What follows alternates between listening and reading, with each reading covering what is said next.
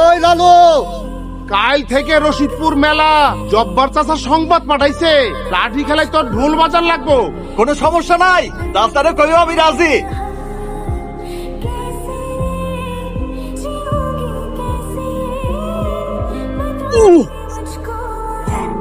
মাথা ফেটে গেল তো? তাই তো দেখছি। মাথায় সেলাই লাগবে, লোকটাকে ডাকো তো। এই যে ঝুলি, রাজকন্যা তোমাকে ডাকে।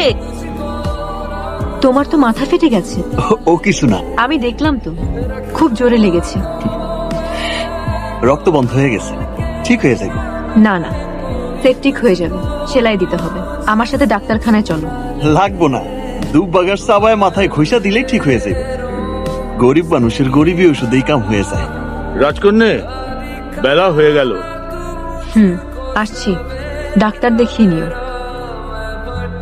শোনেন, 22-এর দিন এইবারও আপনি কি ফুলের মালা দিবেন?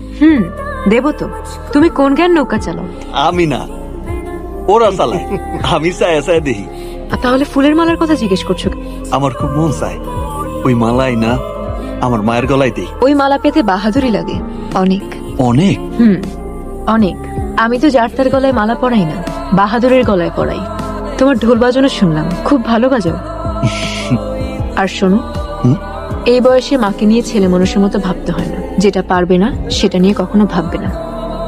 মারে নিয়ে আমি কখনো ছেলে মানুষের মতো ভাবি না। ওই মালা আমি মায়ের গলায় পরামই।